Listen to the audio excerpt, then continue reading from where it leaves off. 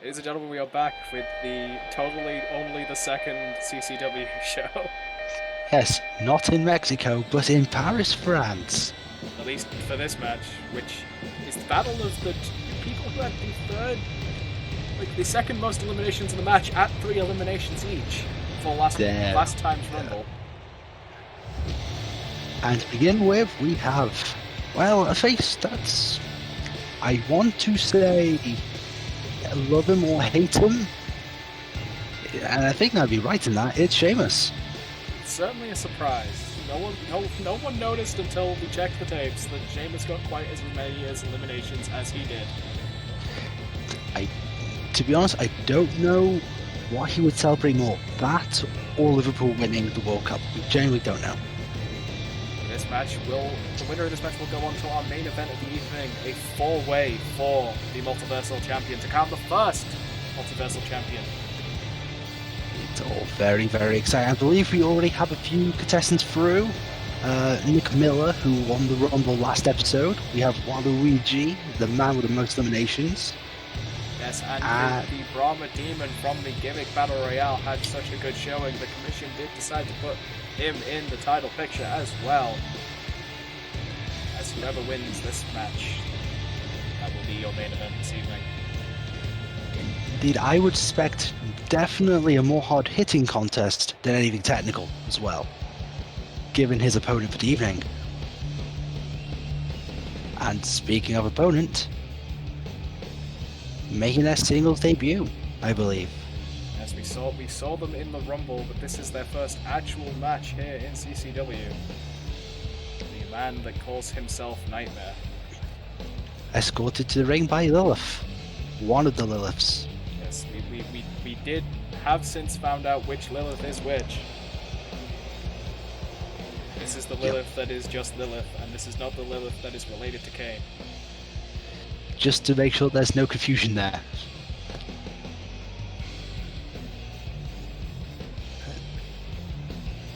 Good old...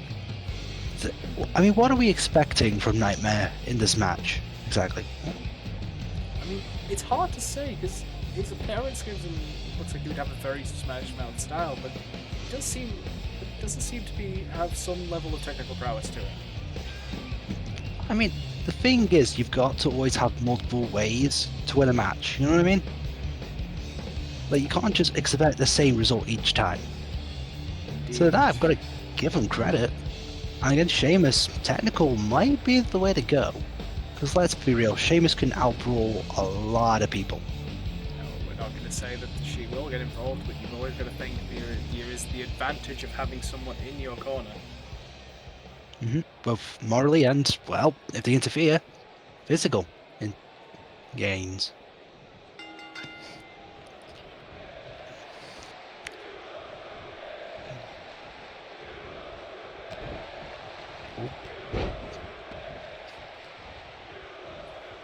And to take advantage of the backdrop, puts Sheamus in the driving seat. Sheamus is wearing down the back already. Not a terrible move considering his Irish Curse backbreaker. Looks like Nightmare's back into the control there. Albeit for a short time. Very explosive dropkick there from Nightmare. As a vicious stomp just to again wear out the opponent.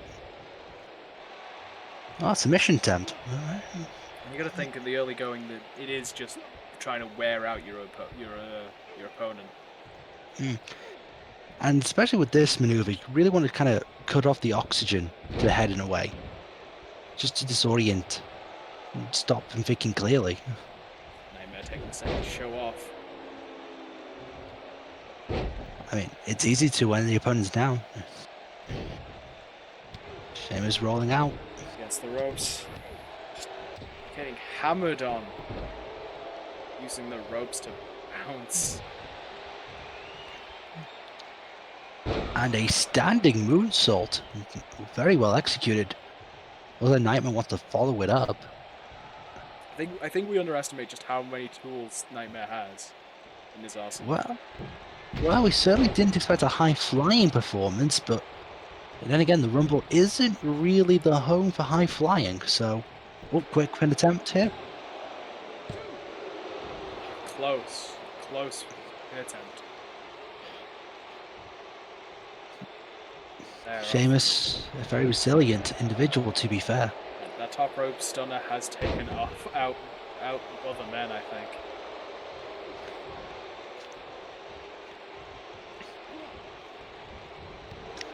Oh, Sheamus is getting back into the driving seat, it seems. Lovely clothesline to just get, into the momentum of things. Ooh, but Nightmare out of the way. Not wanting Sheamus to pick up the pace. I can't blame him. Sheamus distracting himself there. But hey, it paid off. Managed to keep control. Suplex onto the ropes. And those ropes aren't exactly soft. They're cable behind that tape. That will come clean. High taut steel cable wrapped in rubber. Russian leg sweep there by Nightmare. And a takedown there by Sheamus. Not his usual technique, but... Looked for the headbutt, got caught into a jawbreaker. Nightmare up and down the sit-out gourdbuster. Oh. What's Nightmare planning here? Stomp to the back. Again, another... with that standing moonsault. Going for the pin attempt instead of calf slicing for another maneuver. Almost got it though. Nightmare's shocked. He thought he had that. To be fair, he's put on a lot of offense onto Sheamus. He's been pretty much in the driving seat this entire match. There's no reason to deny another pin attempt there. A 2 count again. I don't think he should be expecting to win off a stomp to the arm. He probably shouldn't. You see, he looked to Lilith for some reassurance there. You can't exactly blame him. I think he's looking for that twisting stunner again. Gets it.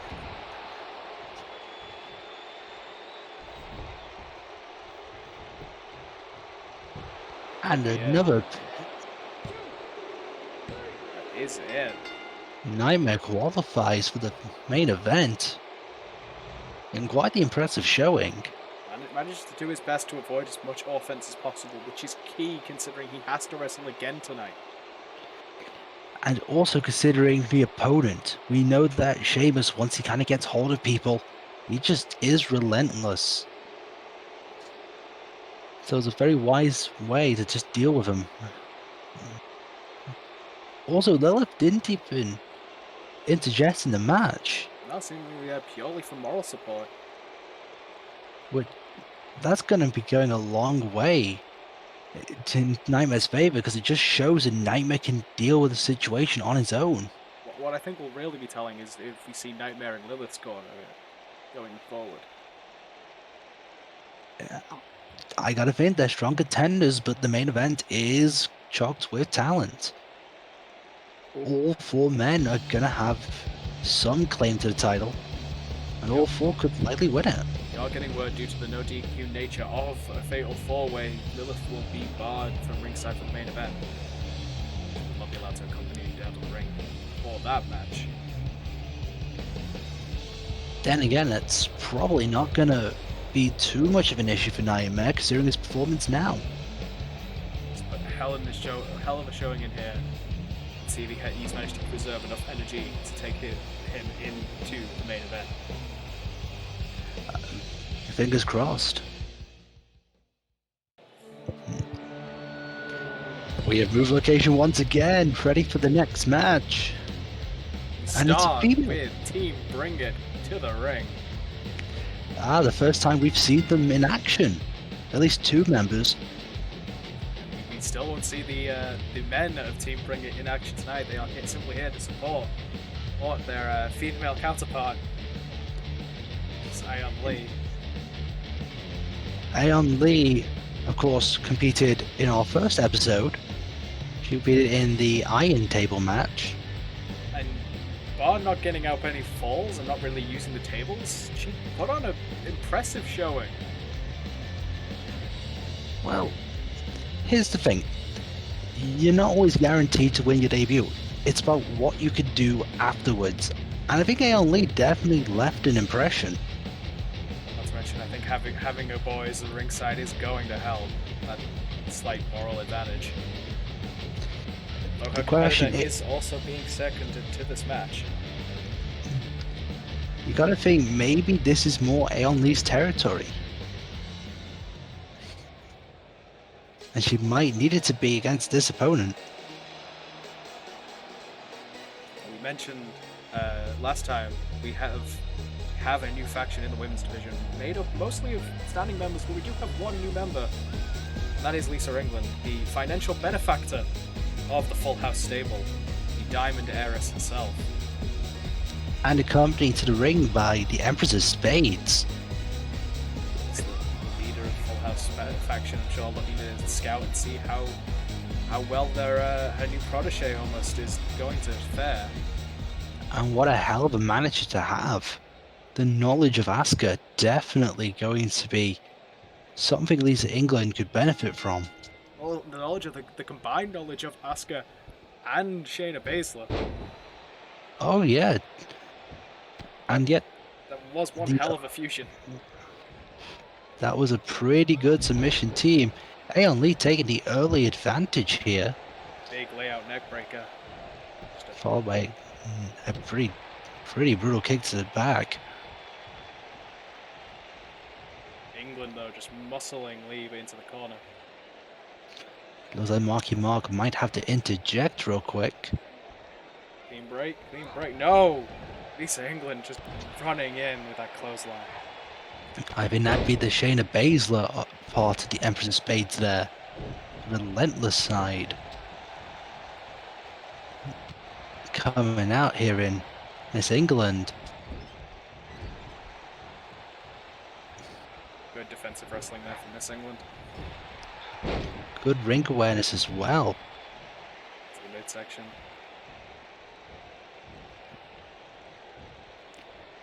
Oh, looks like she's throwing it into the ropes. Back into the center of the ring, into an armbar. And this is where we're going to see the protege pick up a few techniques, I reckon. But Aeon with a quick counter out of the move there. And speaking to the submission game, not only do you have the combined knowledge of Shayna and Asuka, but we do know they have the veteran and Natalya in their team as well.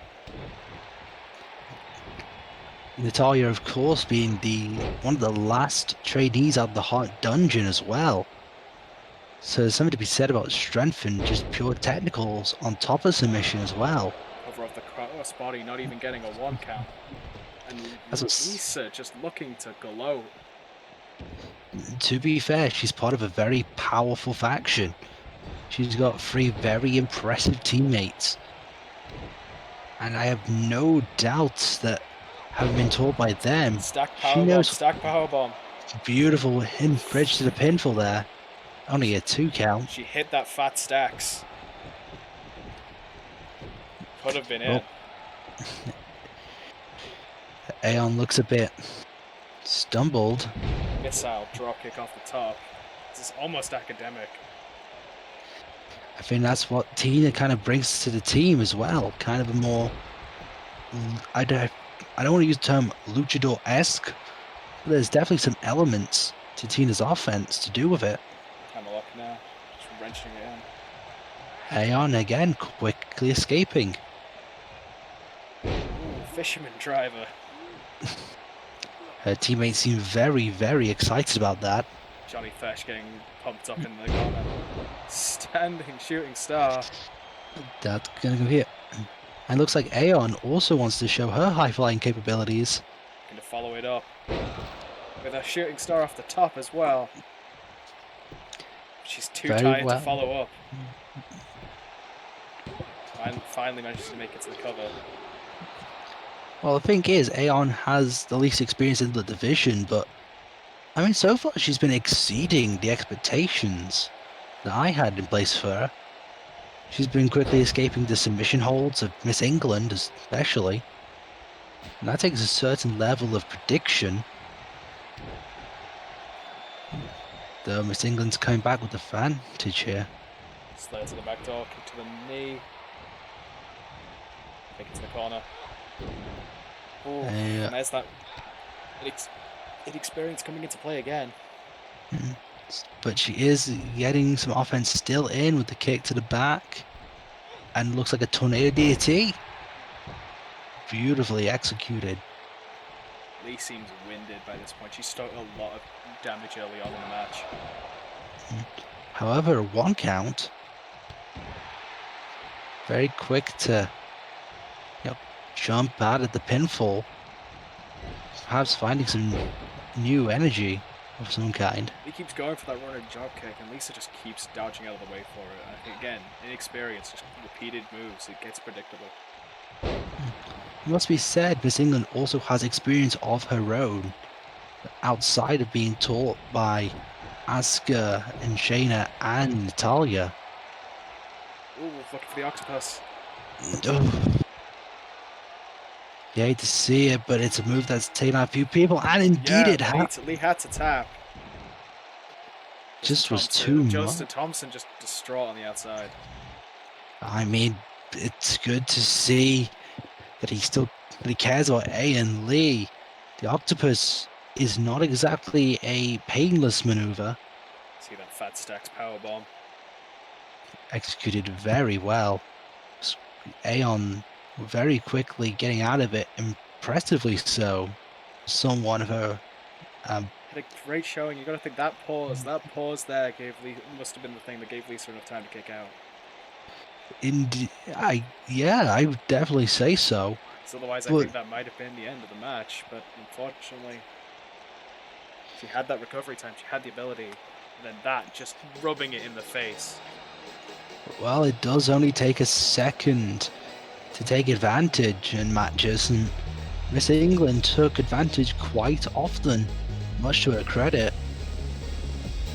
Asuka just looking at the crowd, just cheering for Miss England. And you gotta think this is a great debut for her. Yep, she is the new member of the faction, although we have not heard who the club member of the Full House faction is yet. It's yet to be revealed. You'll excuse the pun, but the Empress of Spades is keeping her cards close to her chest on that one. She's all about that, to be fair. You don't want people to know too much too soon. But the faction keeps rolling out these high-skilled members. They could be quite the dominant force here. Feeling there not being enough tag teams in CCW, the commission has decided to hold a tournament throwing people together as tag teams. To see what kind of things we can come up with. And it appears as though the multiverse is picking some good talent to begin with. In the former messiah of the backbreaker, Roderick Strong. The commission is still currently checking whether or not he has to, if there is any powers, he has to reign back being a messiah. But it seems like it's okay. Yeah, I think it's more of a fan-made title. Still, formerly 1/4 of the Undisputed Era. We actually don't know if he still is, given this tournament, but... Suddenly that version doesn't seem to be. Oh, we know this music. We know that Titantron. Only Dawkins making his return. We thought he was a one-hit wonder, but nope. I thought he was I think he might have been the first eliminated from the multi-man gimmick battle royale that we had last time. Certainly out early. He was a bit rubbish. But hey, you know what? He's a street profit. Do you know what the street profits are? Tag team. This could work. He is so, like both of the concepts that make up Only Dawkins are in tag teams. So this has potential. I feel that I'm stretching here because it is Only Dawkins. It is kind of the worst part of each team. Like, we are also unaware of what the other side is. So I cannot win for Montez first. Or would it be Danny? Danny for. Oh. No, it's because you gotta keep King Tez. So Montez Now, another returning member of the Mixed Gimmick Royal, the Bozerweight. Now, I believe we kind of worked out where the Bozerweight came from. If I'm not mistaken, during an interview, the Bozerweight made reference to a group known as the Battalion. Now we have no idea. This is a mildly terrifying concept of a potential part of the multiverse. In his own words, it's all Bo. And I think that's all we need to know to have nightmares. It's all Bo now. If you ever wanted to know where the experiments did not come from, it was there. But I guess it's its own experiment. What would Team Madness look like? I don't know, but are you getting me? Of all the people who would want to team up with the Bozerweight. Well, from what I understand, you don't get to know who you're teaming up with until you make it to the ring. I guess the crowd are loving it though. It's the frickin' Brahma for crying out loud. This the version not from the reality where you put on the Kane mask. No, in fact, it's the version before the tattoo change. I mean, I'm going to be real with you. This could be a really rock-solid team here. I'm only just saying that as The Rock, to be honest. But The Rock's a former tag champ. He's a former WWF champ. Former WWE champ. The list goes on. The Rock has certainly had stranger tag teams. No, that's not true. Or at least equally as strange. Okay, yes, I will grant you Mankind, but that's about it. To be fair, I think I prefer the Mankind kind of crazy. Then, whatever the bow is going on over there. Yeah, I dread to think of what is happening with the bow. Considering the idea of there being more than one bow. There is Bonely Dallas. Oh, bow. Roddy and the Bozerweight starting in the ring.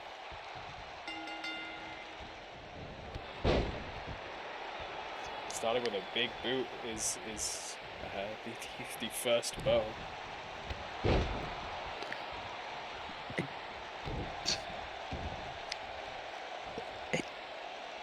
It's very rare that I don't know how to respond to a matchup. This is the one example.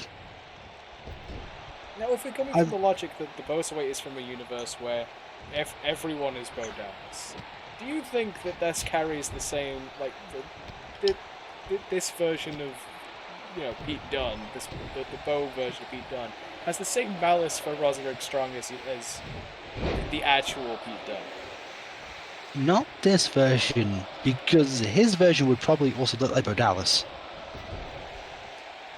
Well, the crowd wants Rocky, by the way, and I don't blame him compared to the sheer concept of a world of Bo. Tree of woe, goes the bow. For God's sake. Now you're doing it. I don't know what you're talking about. I'm just gonna let you do the puns. Roderick Strong putting the Bozerweight in the corner. Corner to corner, maybe we're gonna look for a tag. Oh, Boserweight counters. Boserweight going to the corner.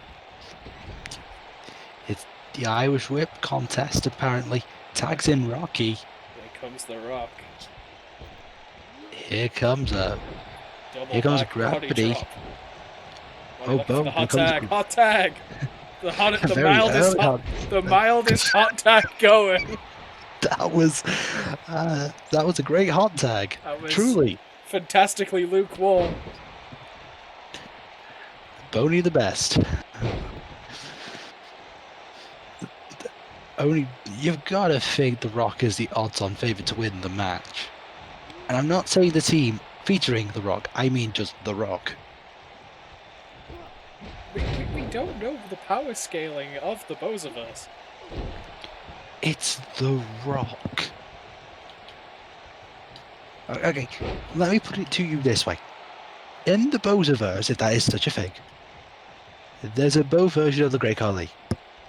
There's a Bo version of The Rock. I don't want to picture it, but I would imagine the actual literal being that is The Rock would be a bit more powerful than Mr. Bo.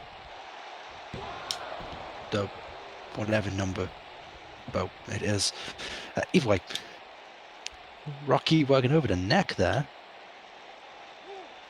And yet somehow, still, the headbands stay on. You know, I have a theory they're glued on. I suppose it's possible.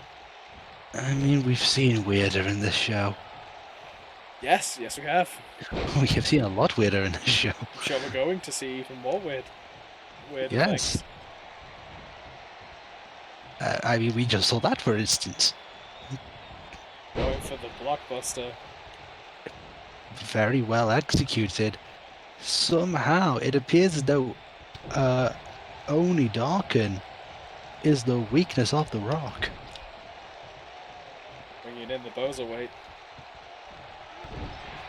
They've been synergizing quite well to tag team. Oh, went for the spiral splash. Boserweight out the way. Oh god, I've just thought of something. Have you? Broderick Strong. What about Roderick Strong? No, Broderick Strong. Oh, Broderick Strong. Broderick Strong. I mean... Only Oh no. I need to start thinking of bows real quick. Need to start or stop? Well, I'm sorry. I'm sorry. Could we just repeat? Dorgan did a flip. I don't know what he was going for, but he did a flip. We are professionals. But that were bloody bollocks. Or was that bowlocks? I don't even know anymore. Marky Mark's down. It's the customary 1 per night Marky Mark trip.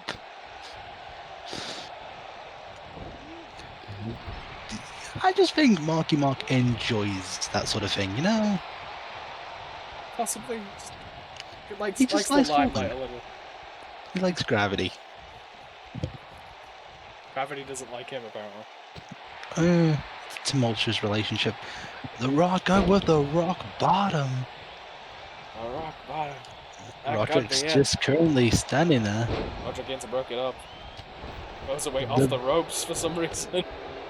Bodrick is fighting. Oh no! The Boserweight hit his partner! Apparently the Boserweight had something against the Bok. Boder done. What have you done? I don't know. That might actually cost the match. Bodrick, the Boderweight is trying to recover. None of these teams with any practice. As was just shown, some of them lack skill. As also shown. This might actually let Oni Darkin take control, but Oni Darkin probably could use a tag. Saying that Roderick's a bit laid out. The Rock looks a bit winded, actually. If it wasn't for a quick recovery, What is The Rock doing? He's looking Was for the tag. that? Hot tag to Roddy, regular tag to Bo. Will it be a hot? Oh, apparently that was even milder somehow. We hadn't even. That was merely tepid. No, that was freezing. The freezing tag. Super kick by Roderick into the stomach, followed by a clothesline. Punch to the face, setting him up. Facebuster. The facebuster definitely busted his face. We can't confirm it did its job. They call it that for a reason. It looks like the Roserweight really could do End with of some heartache. Oh, that's what we were talking about, Messiahs. A move so good, even God used it. But The Rock didn't even leave the frickin' apron. The Roserweight kicked out. Roderick taunting the audience. I think that's a little bit of the Adam Cole influence there. Back to that big boot. We're back at the start of the match, apparently.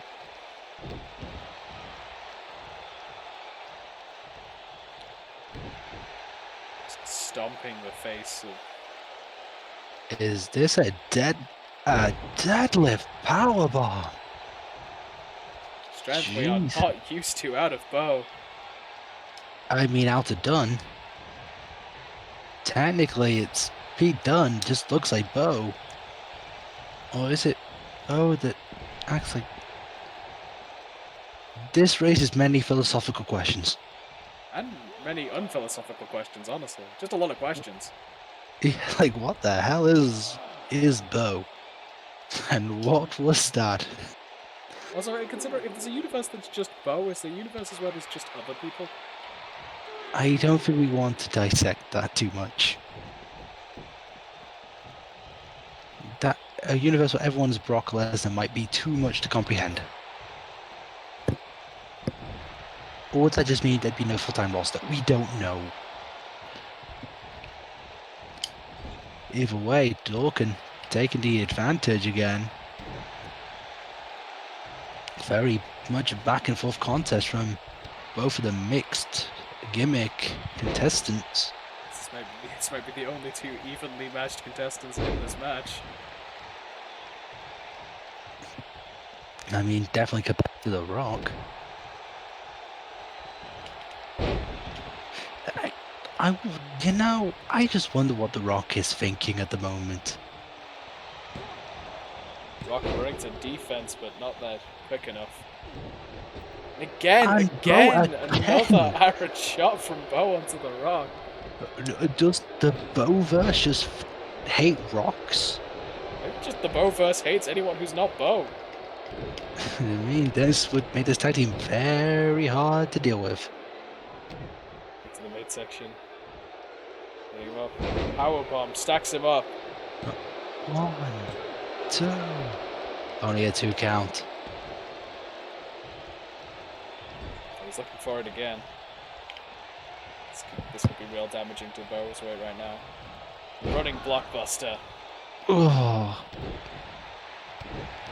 Good athleticism on the back of only Dawkins. But misses the punch and just punches the mat. Again, thin padding, but it's mostly just wooden boards. It will come very much clean.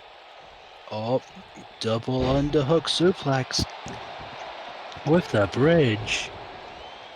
A 2 count. The Messiah doing the Messiah-y things. What's Bo looking for here? What's Bo looking for here? I think it's... He's looking for the bitter end. He's looking for the bitter end. Good timing. Roddy's distracted by The Rock. And they've done it. The Rock. They might be calling this team Rock Solid after all. It's definitely a performance. I wouldn't say a Rock Solid. Still needs to work out the kinks.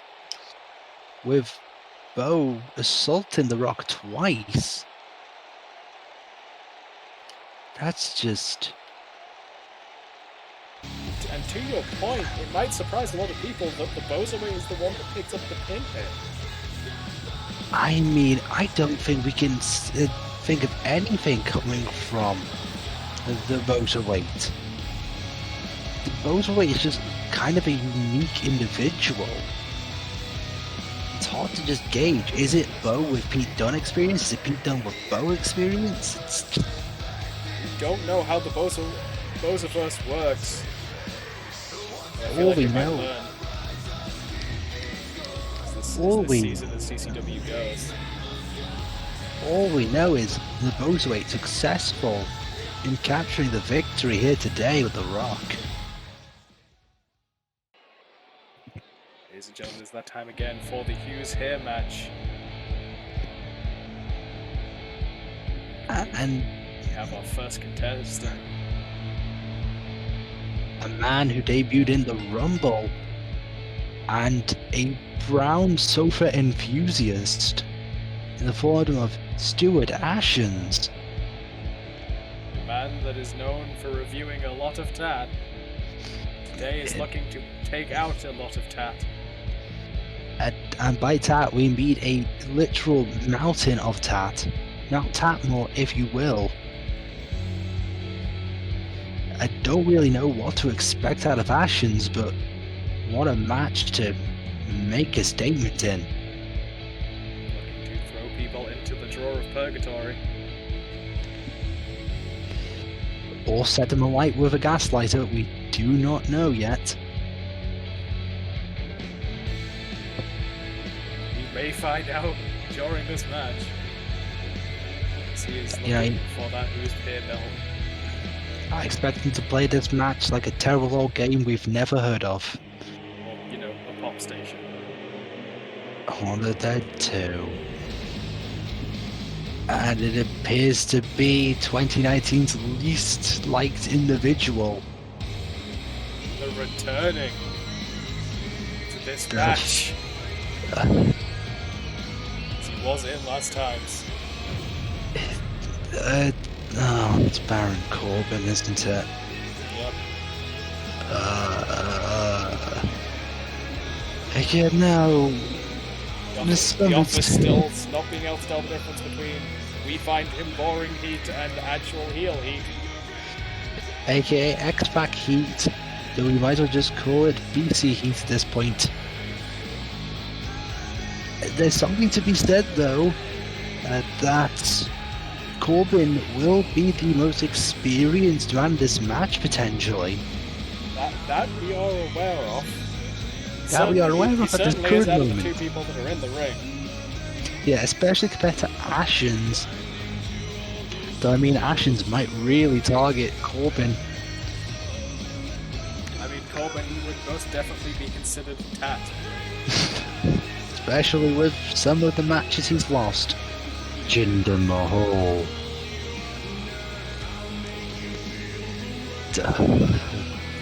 He's in pod 2. Oh, I think it's pod 2. He just kind of chose a pod, I guess. Oh, what's this? What's this? Hold on. Are we getting an extra 50% Corb? Oh no! Corb just also entering the ring. This match is now 33% Corb, and I'm not sure if I'm okay with this. Talk about shattered dreams. This is shattered realities. This would be Goldust's producer in crime. Corb Dust. We've speculated as to the relationship of Corbin and Corb Dust. And I guess now we know they are separate individuals? I'm kind of still a bit confused about it. Yes, we've merely ruled out a possibility. I don't think we're any more the wiser as to what Corb Dust actually is. I mean, have we even ruled out a possibility? I mean, I think we can say they're certainly not the same person as they are standing in the same ring. Well, I mean, one of them could be a physical manifestation of a nightmare. I don't even know anymore. Like, they could be the same person from different realities. That's still a possibility. I mean, I'm here and we have me in this wrestling division. Oh, don't remind me. So Well, if it... Due to a multiversal shift, Daniel Bryan seems to have been stripped of the title. But what a champion to replace him. He's drawn my attention immediately. I'm sure he's captured a lot of attention backstage as well. Scorpion, of course, a veteran of combat. Not only that, but a literal undead being. Does also have to apply to the same rules the gods do of limiting his power to at least a fair degree. I mean, can he? He's Scorpion, for crying out loud. Dude can just punch someone's head off. From what we understand, if they can't do it themselves, the Scarlet Lady will do it for them. Ah, help. And our two contestants starting the match off. Well, hold on to your chimichangas. It's the best acid Marvel. It's the Merc with a mouth. It's Deadpool. What a way to make a debut. One of the most charismatic individuals on the entire roster, I'd imagine. We'll look to abuse that magical third wall. I believe that's the fourth wall. What fourth wall? Oh no. You've already forgotten the fourth wall. It's fine. It's fine. Most people do with Deadpool. Of course, I'm not sure the swords will come into play, but you gotta think. They have been confiscated pre-match. Yeah, it turns out that he is not allowed to murder anyone in this match. Not that he'd be able to with Scorpion, but regardless. We're getting some fire. Looking to invade the nightmares of those that walk this match.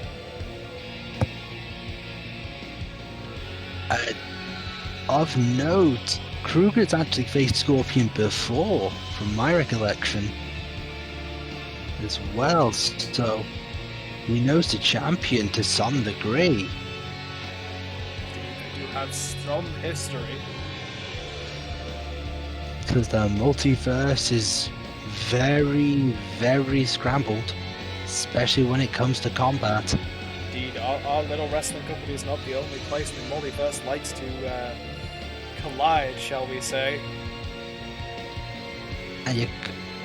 And Kruger straight to Ashen's. Yeah, that's a story I'm interested to know about. Then that's where the match we're expecting to see. The eyes lock in for both contestants. That is going to be a bloody affair, I would reckon. We start with Kruger and Poole in the ring. That's possibly the most entertaining pair to begin with, to be honest. All of that due to Deadpool.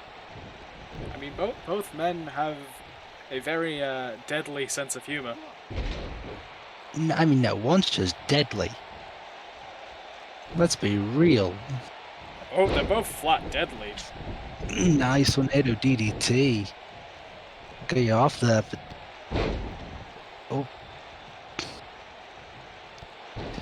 Gotta think Deadpool has quite the factor when it comes to stamina, right? Since he does have that healing ability. Don't know how healing factors affect stamina, actually. That is a good... we should have someone look into that. Yeah, we might want to consider that in case there's some cheating involved there. Well, again, we have means to keep people limited. That is fair. That's mostly just the Scarlet Lady, to be fair. Well, the match has just gotten an extra 100% Corb. As Baron Corbin, not to be confused with Corb Dust, enters the ring. Yep, it's going to be real complicated. Oh, Baron Deadpool Corbin warping reality. through the ropes. That was that came straight from a Deadpool comic, I reckon. Threw Deadpool to the ropes to the outside, then clotheslined him back through the ropes on this side out to the ring. Deadpool not having the best of starts in the match. To be fair, this is his debut. Corbin did just walk in though and make a whole bunch of enemies with two very powerful men. I mean, are you denying Corbin's power here? Yes. Yes, I am. Okay, that's very valid. I will not lie. It is Corbin. Both of them punching the living hell out of Corbin. We don't complain. We don't claim to be unbiased commentators here at CCW. Oh, I'm going to just interrupt you. It looks like we might be getting that dream contest a bit earlier. Scorpion wanting to go for the mouth. Can you blame him? From what I understand, Scorpion's not a huge comedy guy. We know how much Deadpool likes to talk shit. I think I actually heard Deadpool want to be the cover star of MK12. Much to Scorpion's behest. Yeah, there was also a comment about there not being another Marvel game, so oh fuck it, he might as well steal another franchise, but let's not go too far into that. I would have thought he'd go for Injustice. It would have made more sense. Yeah, him versus Lobo would have been interesting. Either way, Freddy Krueger thrown to the inside as we're getting our 5th entrant. I think the match getting an extra 50% Corb, as I shall refer to him. Which means Ashens gets the lucky last place. Not bad for a debuting talent, to be fair. Gonna pick the bones, so to speak. As Ashen was in the Rumble, and I suspect this isn't the only single section we will see him in. You get to see him in a normal match. Oops, Scorpion with the pin. Only a 1 count. Oh, Corb just is fairly fresh. Oh, it looks like Krueger and Deadpool beating up Baron Corbin. Can I blame them? Absolutely not. Jumping net breaker there. Deadpool just headbutting him in the crotch. Ooh. It's all legal here. No Corbin Juniors. Probably for the best. And then uppercutting Krueger in the nuts. It's Dick Hit City, I guess, as Ashen enters the ring. Krueger hits out. Ashen's going for Corb Dust. Technical mastery on the arm of Corb Dust. Well, I mean, he is proficient at it. You learn things from having researched all those poly stations, you know? And eating all that terrible Powerline grub. And, you know, planning a heist. That too. Won't protect you from a powerbomb to the concrete. What worse, to the cage. I just felt... That big spinning heel kick to Deadpool, that might be it. Deadpool done. Scorpion taking out one challenger to his title. And possibly one of the stronger ones in terms of power level. Oh, Freddy Krueger going to pin Corbin. The match has lost 50% Corbin as Corbin has been eliminated. This is only going to get confusing. Oh, it's easier now. We're only down to 1 Corbin. Yeah, we're down to 25% Corbin. Because if we count Corpus as only half Corbin. Yeah, there we go. He's 25%. It's 25% of the total Corbin in the match. Yes. Welcome to Scott Steiner Mathematics.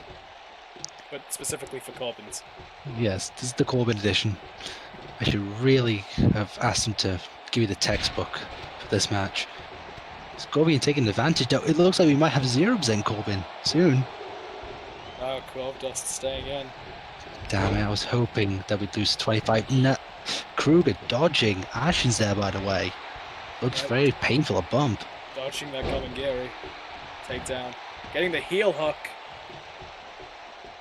With the clawed gauntlet at the ankle as well. Yeah, it might cause an Achilles tear. Wait, hang on, Ashen's taking advantage. Never mind. What's Corbin? Big right hand. And he's gonna try to smash the knee of Scorpion. Not a bad way to go. Kruger to the outside. The disrespect of 25% Corbin. Just slapping the champion. Ash is just working the ankle. No! End of days! End of days. It was. Come on, Scorpion. Scorpion kicking out. I'm totally not biased in any way, shape, or form. I feel like in this case it's a golden days. Oh god, thank god it wasn't a golden shower. And then we still might run into copyright problems. A four-way suplex there by Ashens and a quick pin. The not to 3 set onions. Scorpion again kicking out at 2. Pump handle. That's gonna be painful, and a spine buster into the pod there from Gold Dust. The pump handle flatliner from Ashens. A second we are attempt. Guaranteed a new champion.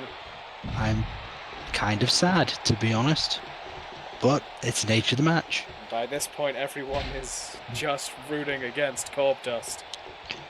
Even us. Again, the CCW broadcast team is not unbiased. Yeah, we have opinions, and we just do not like the idea of 25% Corbin. Or any percent Corbin. Especially 10% Corbin. That's too much Corbin. Just ramming Kruger, and once again working that ankle. That was the knee, but continue with your thought process. The lower leg. There you go. It's one of those. It's very hard to see with the bars. Especially with whatever Corp Dust would like to call his hair. It's a choice, is what I would call it. It's a statement.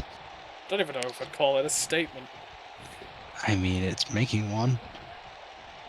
Oh, you're no, looking at him. No, Corbin fighting out. No, no to 3 side onions there.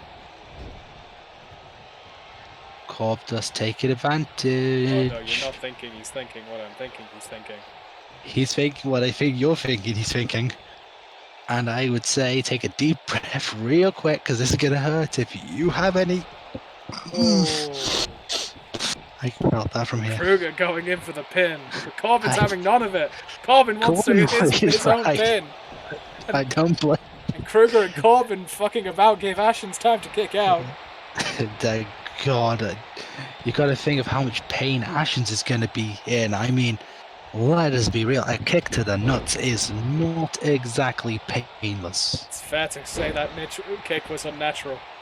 In fact, my eyes are still watering from seeing it.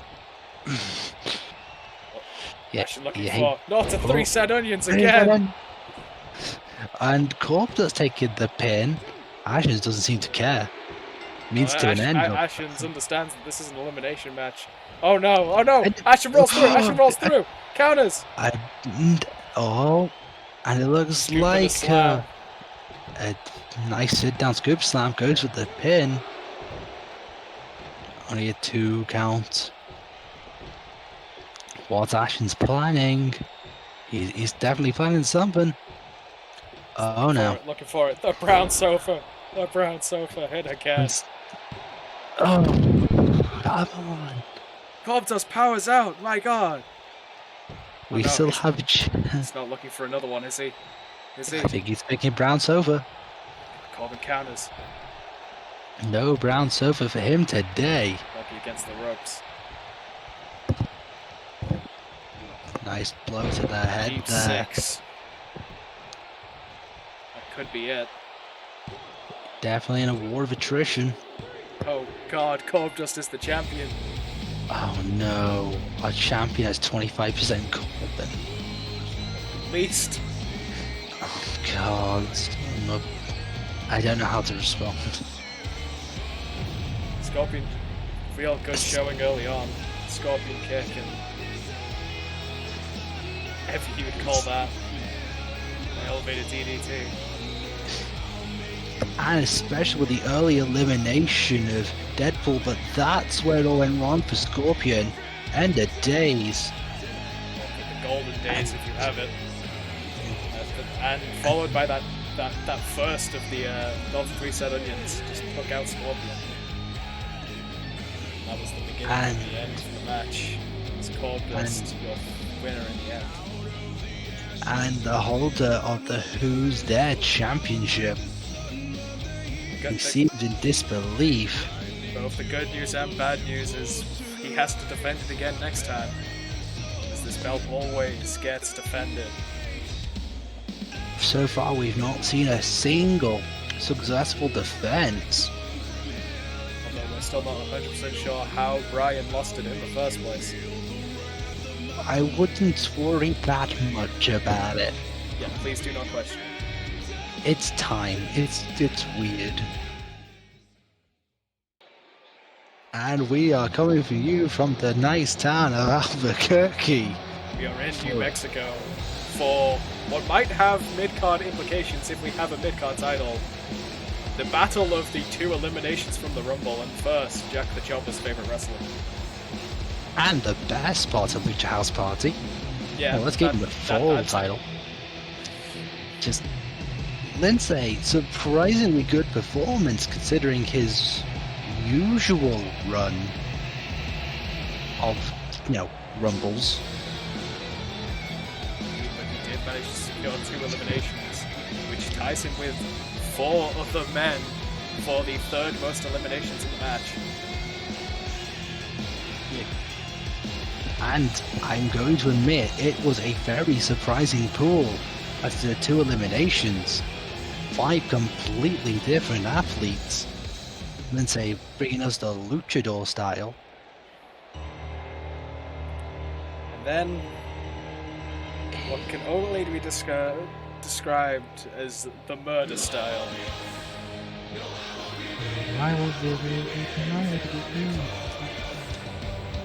He is the murderer of your hopes and dreams, the stealer of your wallets. He is Gaben. He is the fag hammer wielder. He is the godfather of TF2. He is many things. But there is no 3.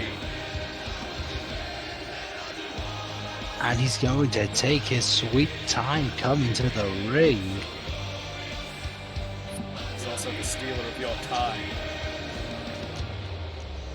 He's also the portal to success. He's the break you freeman. He's the steam powered champion. He's many, many things.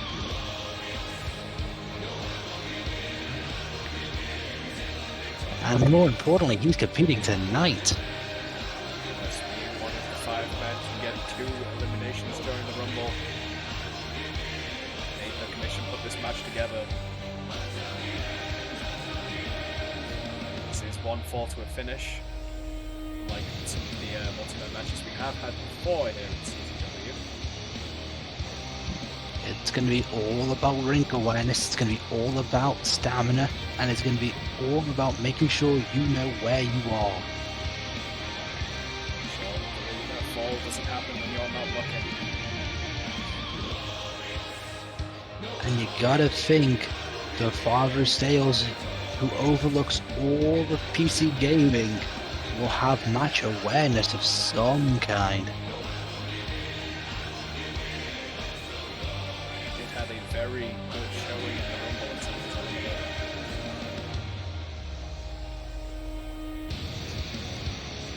We may see that Banhammer coming out tonight though. We may be seeing quite a lot of things. Gaben is a very, very unpredictable opponent. He could bring any one of the things he's learned from the millions and millions of games or movies. This isn't being an ultimate match, though. This is no DQ. We could see weapons abound if people want to go that way. So we could literally see a banhammer. As well as the move that he calls the banhammer. We could be seeing the banhammer on the banhammer. surprising entrant to the Rumble, but also a veteran of the Rumble. Not too surprisingly, made enough eliminations to qualify for this match. I mean, this is the person who did get the most eliminations in one match formerly. Held that record for a long time before a certain Roman came along. Yeah, before some certain dog came to go to the yard. Before a particularly large Kane. But here's Kane. You gotta think Kane is used to being in a multi-man predicament. He's a former tag team champion. He's been there for the 24/7 championship, at least in the future. It wouldn't surprise me if he's also been around for the hardcore championship. Indeed, he would have been, I believe, at 2 reigns, if I'm not mistaken. And if he hates people, he can just burn them to death. So he's also got a weapon up his sleeve. So we're not quite sure what the scaling is when we start pulling into no DQ matches. And we believe this to be one of the kids' favourite wrestlers. We're not sure whose kid, but we're pretty certain. Big fan with the kids is Minecraft Cena. Yes, he inspires all the slimes and creepers, but he also inspires the heart of a generation of PC gaming.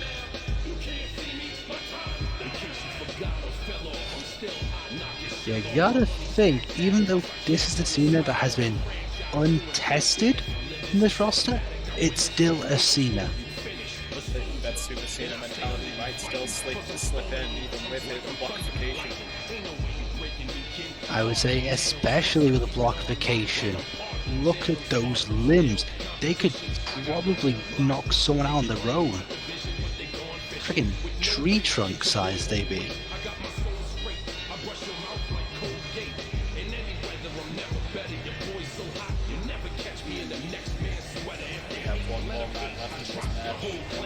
From one All-American Marine to another.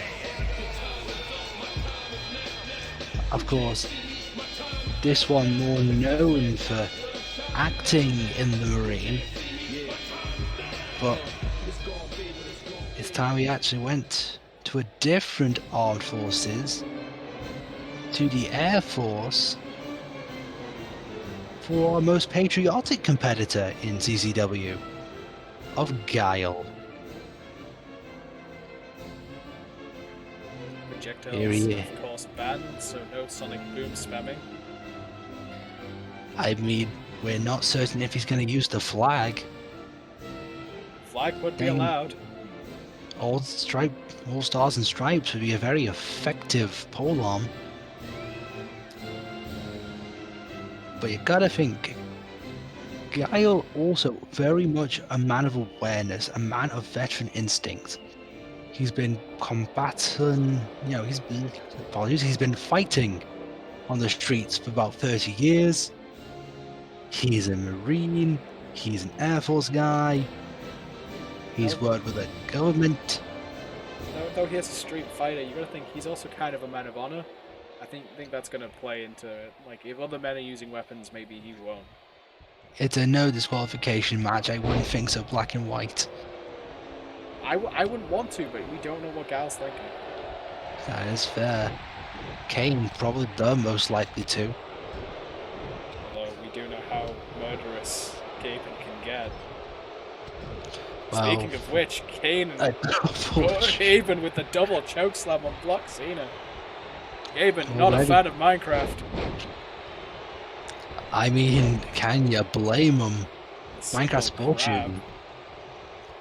As I was saying, yeah, Minecraft's fortune isn't all thanks to Steam. It's part to thanks to Microsoft, so maybe he sees a connection. Not in thanks to Steam. I still don't think it's on Steam. It might not be, actually. Maybe that's why he's targeting Cena. Now Cena and Kane going after Gaben. This guy just beating on Lince. Guile might be confusing Lince to Vega. Similar color scheme. Would be unfortunate. I mean, I'd take that as a compliment, to be honest, if I was Lince. Oh, quick pinfall attempt. I would take that as a compliment if I was Vega. I mean, fair.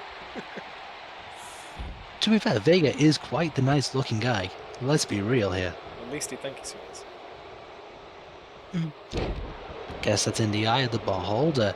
Kane still going after Cena. Rolling to the outside, leaving just Lince and Guile in the ring. Kane apparently believes it's 2012. Cena. It's time to beat up John Cena, apparently. Again. Deadlift, suplex to Lince. Part of Guile's strength. We know Guile to be a very strong competitor, both in the literal and metaphorical sense. Heavy strikes with a low drop kick. Not to mention, have you seen those boots? Heavy Let me tell you what. boots gonna make that even more damaging. Yeah, they leave a mark on your head. They do not come off easy. It's gotta go planned here for Gaben. Oh, putting him on the second rope. Big knee drop to the chest there. Guile just taking it easy. For a moment, it also looked like Kane and Cena were going to fight to the backstage. Certainly limit the numbers in this match. It's a shame it's not a Falls Count Anywhere contest. Indeed, the fall must end in the ring. Guile still going after Gaben, throwing Gaben over the top rope. Cena looks like he's recovering from the Kane offense. See with the arm drag. Quite a lot of strength in the legs there by Lince. Kane's not exactly a cruiserweight after all. We talked about Lince's surprising showing in the Rumble. He's having an equally surprising showing in this match, I think. I'd like to think that in his current, in terms of my reality, Lince kind of just gets limited already. So this is kind of an uninhibited Lince, if you would. Kane breaking up the pin before Marky Mark could even get into position. A veteran instinct, what can I say? Chokeslam onto the block. I also think we just found out the answer to the if blocks can bleed, and I think the answer is no. Though, if they could, was that an attitude adjustment? Raging butterfly suplex was in the ropes. Lince carving into the culver, Gaben breaking it up. Lince putting his hand on top of Cena. Barely able to make it into the cover, but Gaben was right there. Still good veteran instinct from Lince to take advantage. Now Gaben following Guile to the outside.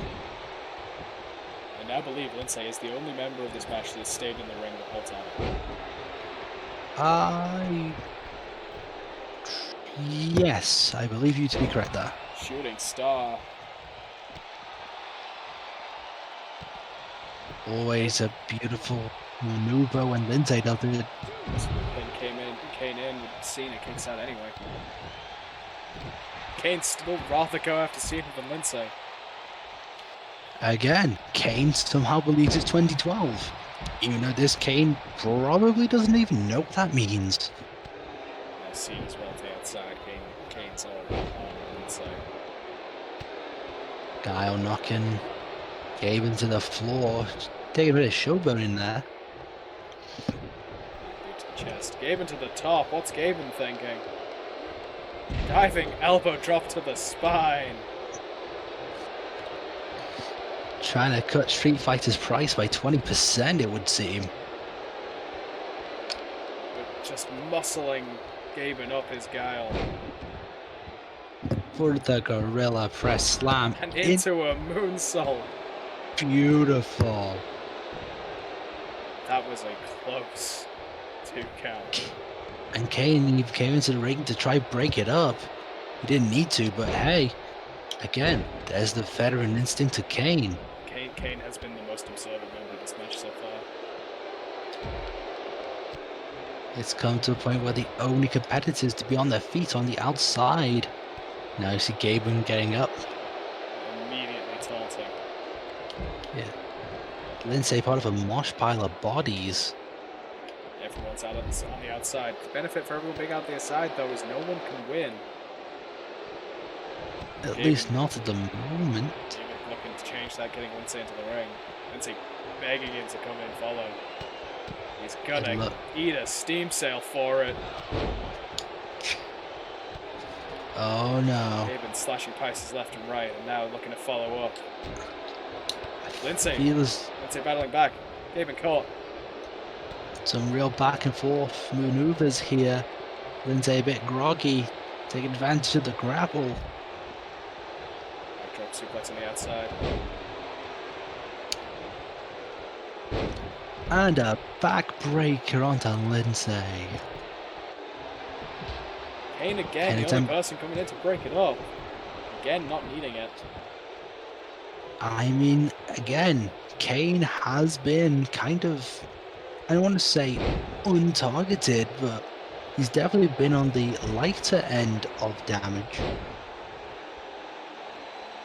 Lince and Cena now. Gaben and Kane. Guile just resting there. Taking the opportunity while he can, but Lince's noticed. Oh. Lince going after. The leg was not meant to bend that far. Could we be seeing a second shooting star press? That's the $1 million question. Yes, indeed we do. Lince going for the pin. Gaben break it up. That was very close. It's hard to say whether or not Guile would have kicked out. Oh, Gaben going after Lince. Stiff forearms. This is Gaben we're talking about. You know those are stiff shots. Oh, I feel as though I know what this move is. Ooh, not quite. Switching it up. I thought he was going to go for the there is no free, but so did I. But speaking of switching it up, Guile reversing the tombstone. Into one of his own. Oh no, what is Guile thinking? I believe... Red, white and blue bomb. Meanwhile, Lince was going for a... I want to say that was a single leg Boston. Guile hitting the low drop kick to break upset Boston. And it looks like Block Cena's going to stop that pinfall attempt. Spin out powerbomb. Cena. I think Cena was trying to go for the 5 knuckle, but Gaben kind of stopped him preemptively. Gaben looking for a price cut. Cena interrupting it. I think he still connected a little bit. Didn't get all of it, but got the swing out, but not the clothesline. Hard to say if Lince got the third shooting star press in time. Nice neck breaker though. It's down to Lince and Cena in the ring. We know what would happen in our universe, but alas, this is not our universe. Belly to belly. Cena pulling out all the stops. As is Lince.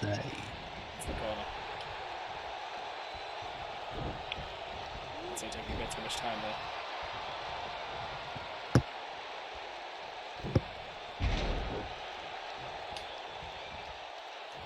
Gaben, Kane and Guile all trying to recover. Neither of the men in the ring making a cover themselves. It's not really been... Now would be the time. I don't really know about that. They do seem like on the outside they're ready to go. At least close enough. Gaben definitely so. Gaben's back, Guile's back. Kane. Flustered. Gaben's got Guile up. There is no 3 on Guile. There's the technique we were thinking of. Gaben going for the pin, Kane breaking it up. Big boots of Kane. Cena's still going after Lince. Guile with a kip up. Guile was going for I'm not really sure. Trying to pick up a head of steam, I would imagine. I mean, both Pun intended. Guile and Kane just looking to take out on Gaben. Lince's now out of the ring, second time in this match. We go back to the position where no one can win. Everyone is on the outside. Drop kick onto the electronic apron. That thing is gonna hurt. Back into the ring now. Guile showing off a little bit. Take the arm. Cena breaking the submission, at least attempting to. That's the attention.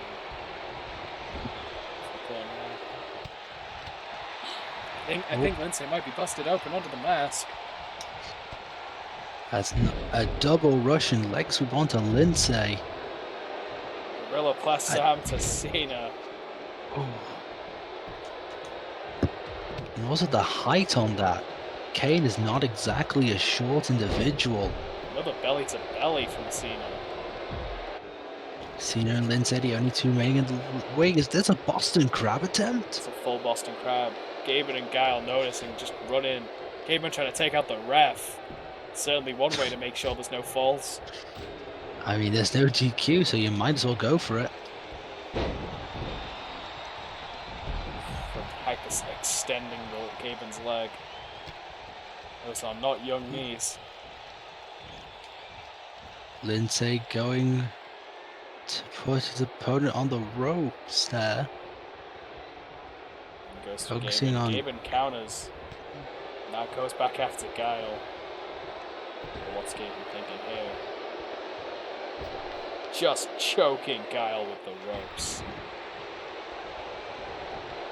Lince behind him. Going for... What's he looking for here? No. No. There is no three. And there's the second one. Pray we don't see the third. Again, hyperextending that leg. Gaben's not a young athlete by any means. Wearing the legs is not a bad tactic. Kane going for the choke there. Cena looks like he's getting up to get back into the fight. Short tombstone. Oh, no.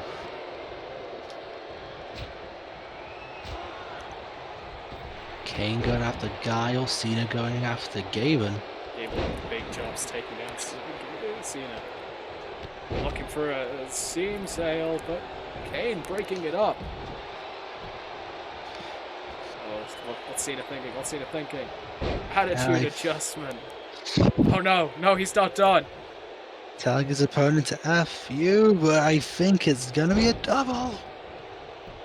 Would have been, but in the end, he's still playing into Gaben's hands because there was no three.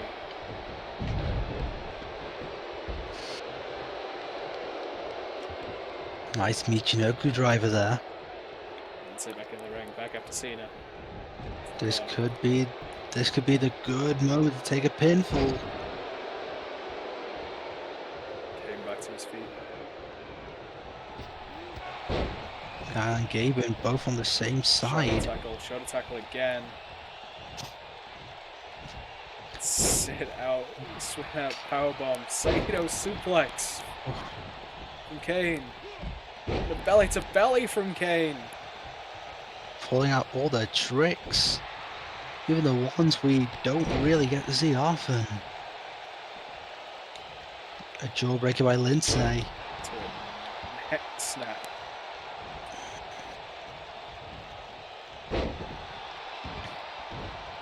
Guy getting tossed over the shoulder.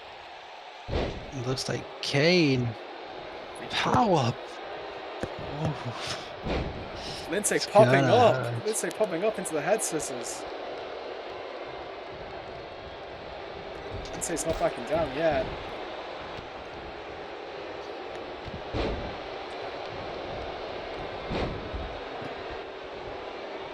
Kane not wanting Gaben to finish whatever that move was. So far, we've seen quite a few close falls as well. It looks like it's still anyone's match.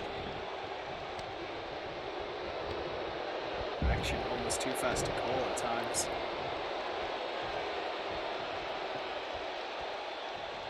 Can't really call it a 5 knuckles shuffle if you don't have knuckles. I guess it's a stump bump. The stump bump. There we go. We've worked out that issue. Lince with the break. Stump bump, I guess, can still be a masturbation reference, so yeah, sure. There we go, the stump. We've worked it out. The Minecraft verse is in order. Electric chair. To a Frankensteiner. Lince. A good reversal. Kane going after Gaben again. Gaben just dropped off against the ropes. Kane's looking for a choke slam. Can you blame him? Go to what you know. I think everyone would like to do that to Gaben at times. I don't know what Kane thought he was doing, trying to sneak into that pin. Kane's looking for it again. This time to Guile. Is it a chokeslam party? Guile fights out. No chokeslam party for Kane. An STF. No gorilla slam looks like. So insult again, but Lince tapped! Lince tapped! Guile was so distracted with Kane that John Cena was able to put on the STF. That is on a block what you. Party, if you were. That is what we call awareness by Cena, taking advantage of the situation. Gaben outside the ring, Guile distracted. So, if we have any word on a mid-card belt, you gotta think what Cena's gonna have something to say about looking to get it. I think that's definitely true. I think Lince might be a bit disappointed in the fact that he was the one to tap, but I don't think you should really be ashamed of that. Lince put on a hell of a match. Had one of the biggest hearts in this match. And one of the best performances. I don't think Cena and Lince are done by any stretch of the imagination. Yeah, I'd imagine Lince would definitely want the opportunity to redeem himself in that meta. Either way, you'll have to keep track of this division, as it seems as though Cena wants to take an early rise to be the star of it. Ladies and gentlemen, delve back into the women's division now for a triple threat elimination match. And with an all-new batch of contestants as well. Yes, we were supposed to see her during the Ayoen Women's Tables match, but the other Lilith taking her out. Now get to see her in action tonight. Of note, this Lilith is the daughter of Kane. That's the daughter of the ever-lovable Glenn Jacobs / psycho murderer that is Kane. He is the devil's favorite daughter. We are unaware if he has had any others, but we can at least honestly just too scared to look into it further. We can at least say she's Knox County's favorite prodigal daughter, and maybe getting a bit too close to a firework, but hey, she's a demon's favorite daughter. She's related to Kane. I don't think she probably likes the fire more than anything. That is both concerning and concerning.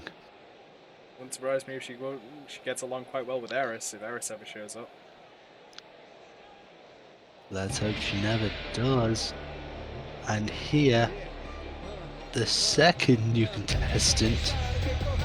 And our second glimpse at the faction known as Madness. Oh no. What have they brought out this time?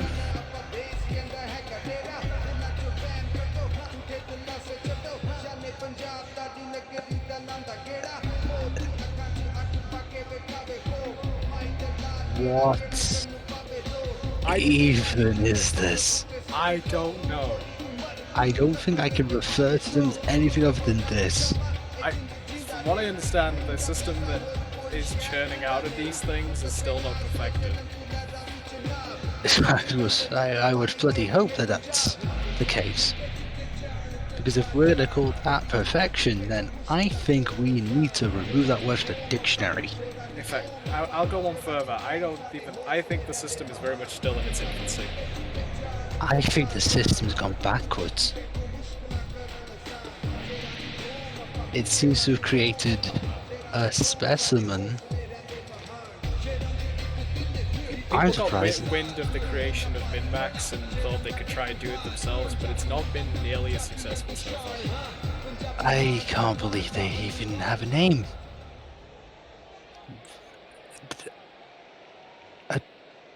Please tell me it's not another member of Madness. Please tell me it's not another member of Madness. Oh, thank God.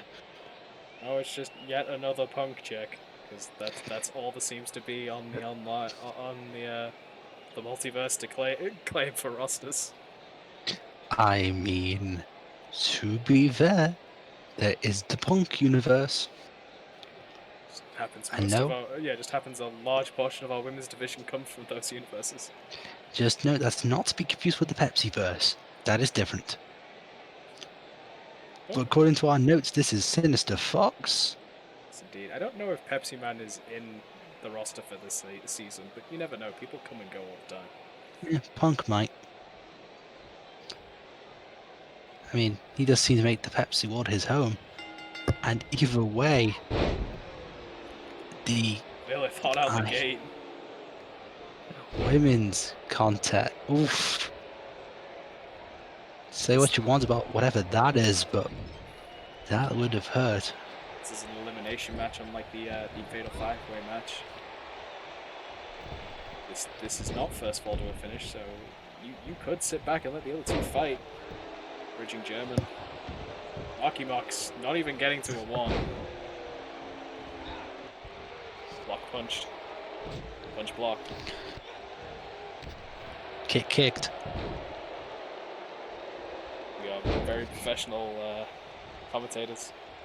Indeed, many decades of experience. And by that I mean the universe is kind of organically given as a number. Because time doesn't exactly work here. A final cut of some kind there. Takes Harmony out of the match. Both with a single leg drop kick to Fox.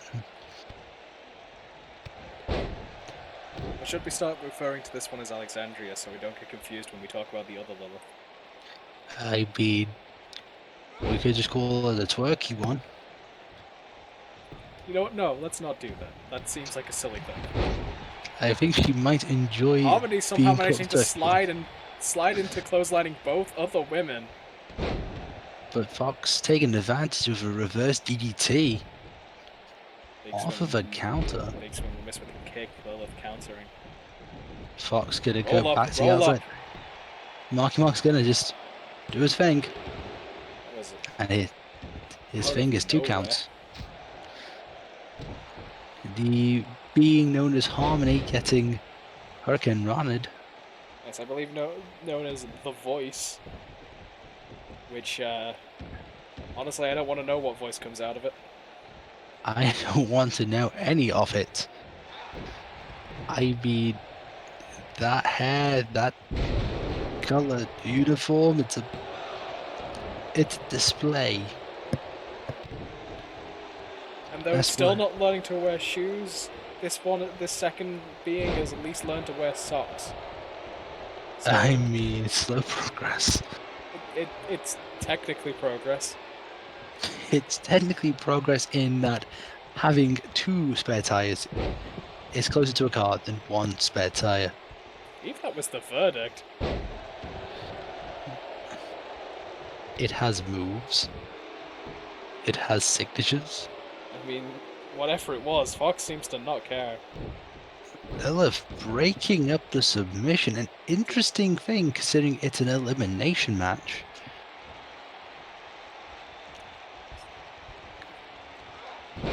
false cross.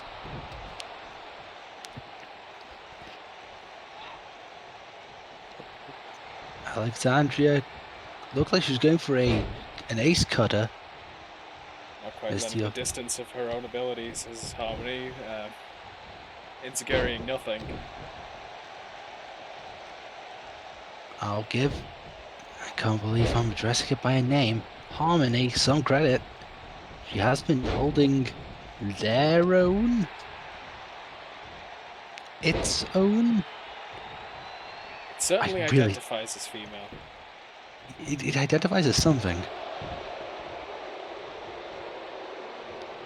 Not a human. That's to say the least. Well, it isn't. I don't know whether or not it would identify as one. God, I don't even know if Min-Max identifies as one. I think they identify as a Min and a Max, personally, but Harmony go for the... I believe that's the verdict again. I believe so. Certainly don't know what else I'd call it. I mean, the hair kind of takes away from trying to remember the names. Yeah, to have an elimination. Flyman's carry into a backbreaker. Daughter Kane showed a bit more than her father would have.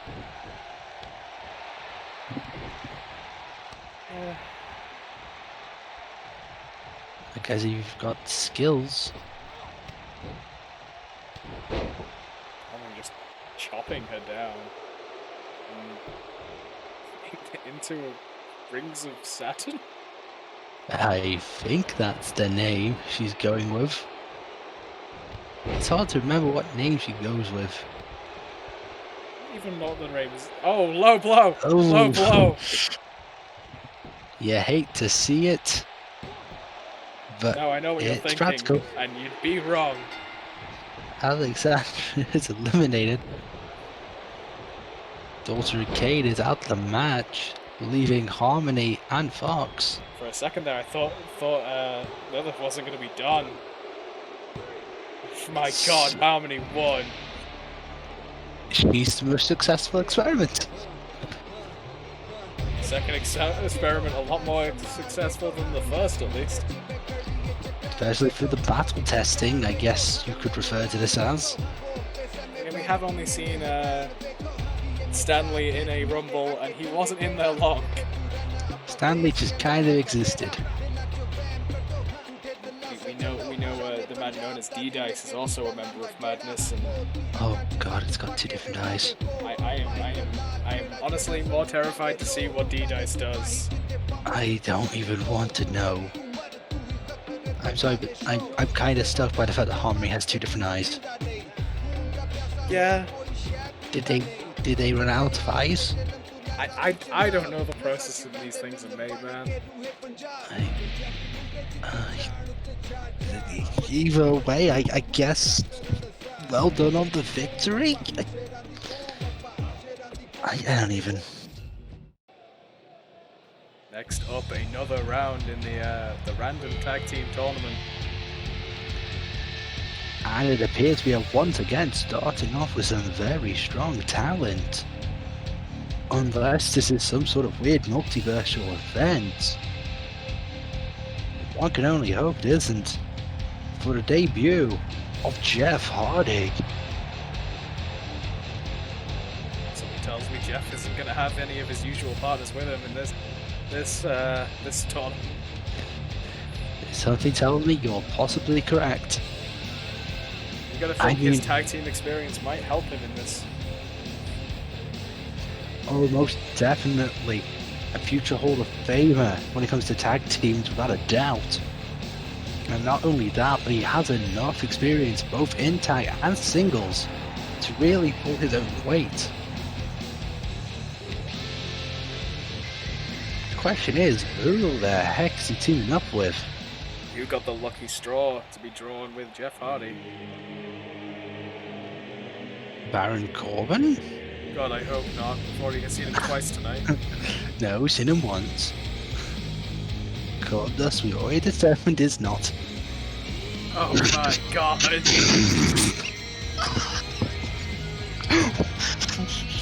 who is making his way to the impact zone. Sorry, I think I just broke. I'm just feeling like a hog. Who the frick is this? Why is the pink? What is the pink? He is apparently a big pig boy, and yeah, that's a fair description, but that doesn't really help us with what he is or who he is. He's got 4 ears, presumably. He's got lumps for human ears and pig ears. I'm a bit worried. Now the question is, did Jeff draw the short straw, or did this guy pull the big straw? That is a very good question. Although I feel like any straw would look small in his hands. I don't think that's a good thing. I've seen some things. I tell you, I've seen some things, but that's gotta be up there. If you look at it, that doesn't look like a tattoo on his stomach. That looks like a branding. Ooh. And that looks like raspberry jam on his neck. God, I hope it is. I hope so as well, Jesus. Oh. The master returns. One of the most experienced fighters on the roster, amongst other terms. I believe he did get an elimination in the Rumble. Not only that, but he is enjoying himself. Might have been hitting the sake before this match. I think he needs something stronger than sake. Sake's pretty strong. Yes, but this is Master Roshi we're talking about here. Must be known, however, Roshi, the master of the Kamehameha, most likely not going to bring that technique to the floor. Or, like, any of the various sealing jutsu he knows, because that seems like it'd be really impractical in a wrestling match. Giving us the best smile there, Mr. Roshi. The big sunglasses so you can't tell where he's looking. And... oh... we mentioned tag team experience. And it might not compare to Jeff's, but if it is who we think it is, I think it might be. You know, I thought it looked weird when Lana was doing it. It actually still looks kind of weird when Big E's doing it, I'm not gonna lie. Yeah, but I mean, when you're the longest reigning tag champion in history, you just kinda get to do what you want. I mean, I'm not gonna tell him no. I would be concerned if you told Big E no. Like, when is the right time to tell Big E no? He loves to party. I'm surprised he hasn't brought pancakes. Honestly, yeah, if nothing else, Big E and Roshi is going to be one hell of a party. I'm a bit worried at what kind of party though. Jeff talking to the pig man person thing. Trying to strategize in the little time that they have before the match starts. Looks like Jeff and Roshi gonna be kicking it off. I want to say the veterans of the match, but I know nothing about this pig man. I don't think anyone knows anything about this pig man. Lucky Mark breaking it up. Clean break. Though Roshi experienced in something. I mean, he has won multiple martial arts tournaments. He also knows what peak human physique looks like. Maybe not male physique, but you know. He has done lots of research. He's very academic. And of course it is purely for research purposes. Mm-hmm. Jeff taking advantage of Roshi early on, though. Snapnair decides it's probably not a good idea to kick him in the turtle shell. Probably not. Seems to be bringing Roshi to the corner. Trading blows there. A lot of back and forth, feeling out process. You know, Jeff's partner's so tall, he could probably do a wisp of the wind off of him. Yeah, no, it almost might be more effective. I mean, yeah, he's got about a foot on the turnbuckle. Speaking of his partner, here he comes. Oh god, that's a lot of weight to drop down on someone's arm. Well, you know what they say, when pigs fly. Would like to prefer not seeing this pig fly as much. I think it's too late, as the individual who's apparently called Big Ham Boy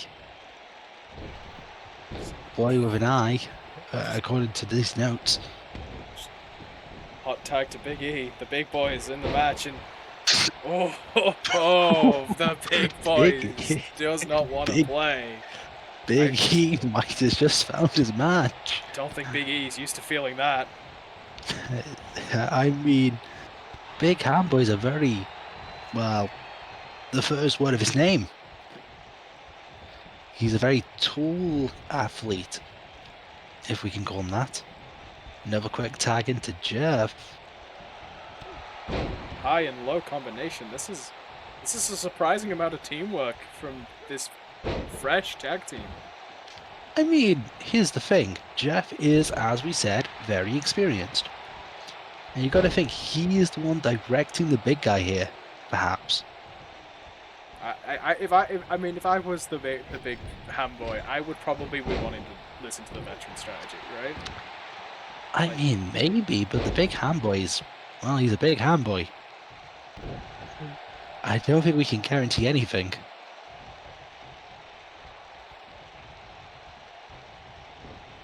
I'm still kind of worried about that big ham boy seems to have 4 ears. An atomic drop there. Note as well, it looked as though Big Ham Boy had a plan for if Big E somehow dodged Jeff. Oh, wait, pinfall. Good planning. Good backup. I mean, if you've not got anything better to do, you might as well have a backup. It's also good awareness. It's good situational awareness from the big man. Oh no. Big man staring at Big E. Let's hope he doesn't decide to jump off the apron. I think it might be too soon. I think that elbow might have clipped Big E in somewhere nasty. We'll find out when the camera gets a bit closer. That knee probably didn't help matters. I think if there is a cut, you're gonna want to focus it. Like with that, slants the apron head first. As you can see, yeah, there's definitely some blood there. Oh, that is nasty. That is one deep ass cut. Up to the top rope. Might be thinking Swanton. He is faking Swanton. This might be over. Swanton very efficient. Froshi though, taking out the ref. Oh, come on. This is the wiseness of that comes with time. You can't get to the pin, get to the ref. I don't know if that's wise though. Jeff's very much of an extreme athlete. Another atomic drop to Big E. Might have a lot of pain in both of his heads. We could have seen Jeff get a weapon. We know Jeff is kind of acclimatized to weaponry.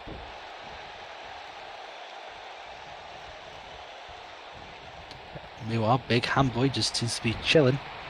Big E out of the way of that. I should really be looking for a tag, spinebuster, hopefully opening a window. It keeps going on the offense. I don't know if this is wise. Big E has a lot of spirit. I think he's just trying to show that to Roshi. It looks like we're gonna get a unicorn stampede. Roshi just joining in. Seems to know quite well. It's gonna hurt with those wooden shoes. With the 2 blocks. Oof.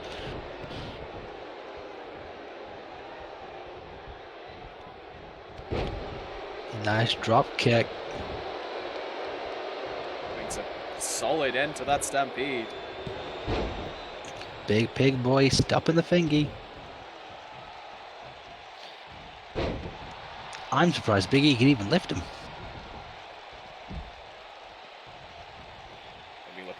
team maneuver. No, Big E is having to get out of the ring, but the referee has started his count.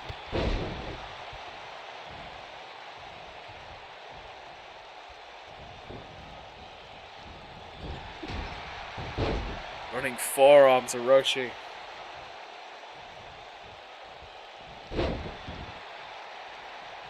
And I want to say STO, but I know I'm wrong. No, it's definitely not an STO. Rolling through.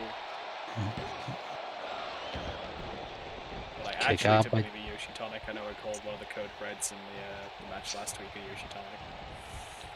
It happens. Universal instability. Either way, Roshi go for a suplex. Outside, in comes Jeff. Jeff looks for the hot tag, gets it. And this might be bad for Roshi. It's looking very bad for Roshi. Wait, no, Roshi cuts off the big man. Experience of Roshi. Roshi is a very old man. But with age comes experience. He's a martial arts veteran looking for that big roundhouse kick. That might have done it. Only a 2 count. What's Roshi thinking now? I don't know, he's thinking Big E. Tags out, Big E in. He's hoping Big E can outstrength the Hug Boy. Big knee lift takes the Hug Boy back down. He doesn't want to stay down.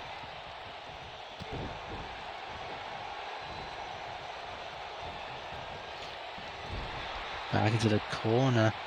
Jeff's still out. Oh, this looks like it's gonna hurt. Especially with those shoes. Oh, just stretching the ham boy over the knee. This could be the break he needs, though.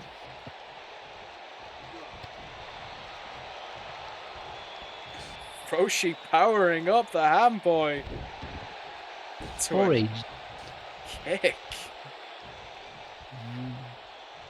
Pig Boy just defied gravity. In a different way. Clothesline. Looks clothesline and a jumping clothesline. Roshi's getting moving. Roshi missing the jump kick. Go for it too many times, I think. That would be the STO. Knew it was coming at some point. That man just powering up with the deadlift German onto Roshi. It looks like the Hamboy's going for an arm breaker. Looking to tear a shank. Looks like it's not happening. Roshi, however, very thin arms. Not a bad tactic. Oh no. Hamboy went for E. E was too smart for it though. It's a good time to perhaps tag in. That'd be good. Big Boy. No. Might be a good time for tags on both sides.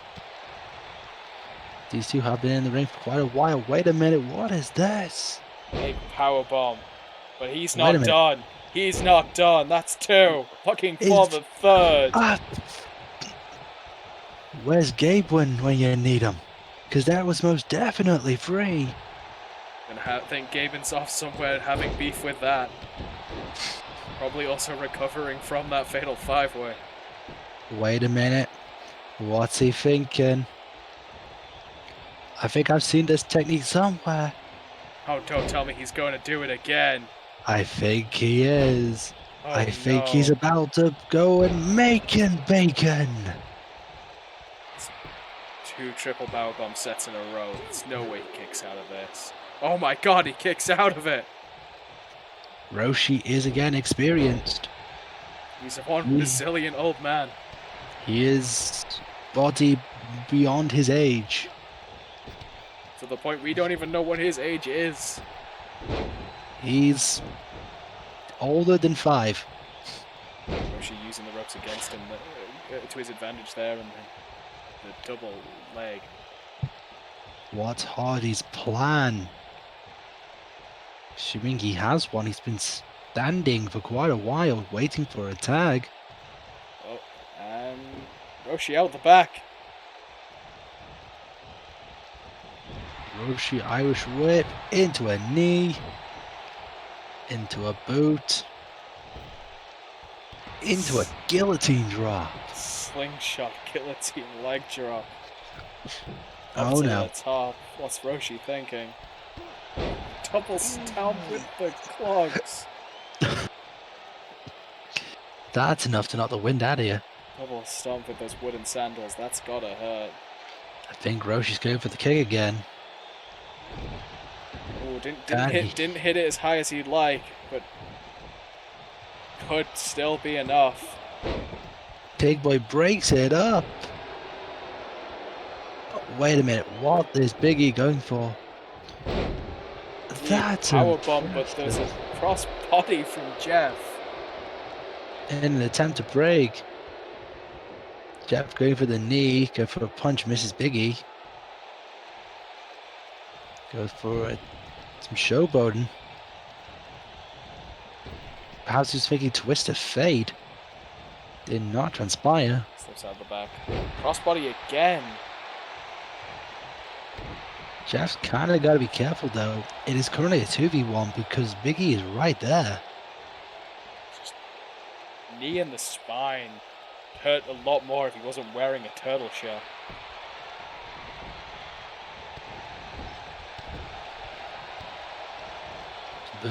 Wait a minute. Sunset flip bomb. Nice. Very clean technique there from Jeff. I think it's a twist of fate. It's a twist of hate.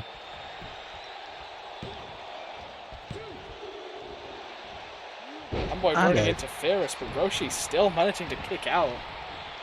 This old man will not go down. Wait a minute. I think I know what's happening. He's looking for it again. Swan Ton.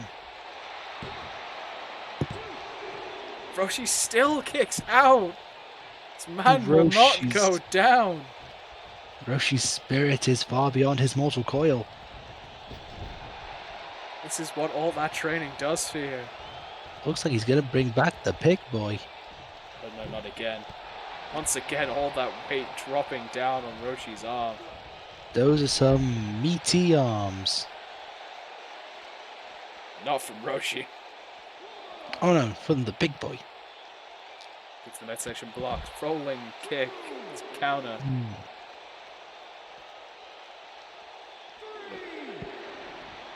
Roshi trying to outpower the Big Boy. Not a wise move. Inside the ring now. What's the plan? What's the Pig Man thinking? Slamming him into the mat. It's a brutal way of disposing with somebody. Big right hand. It's a German suplex. Wait a minute, I don't think he's done. Into a dragon suplex. I still don't think he's done. Into a straight jacket suplex. That's a chimeraplex. With the bridge. With the chimeraplex. Finally being enough to keep Roshi down. And that was some by the end there, that was some textbook tag team wrestling. Keep Big E out. They kept Big E out the ring for a good solid, like, basically half the match, honestly. You gotta think that was Jeff's knowledge coming in, but you have to give credit to whoever Big Handboy is over here, who definitely held his own. He just helped to bring down Roshi, just knock him down a peg or two. I think the veteran instincts of Jeff combined with the pure mass and strength of the Big Boy, this could be a very formidable team going into this tournament. Indeed, number 36 on the back. Also looking like a brand. I mean, hell, he's probably the tallest competitor in our roster. And there's no denying he pulled his weight today. I don't think anyone was expecting this to be his debut, but what a debut it was. And with Jeff Hardy of all people.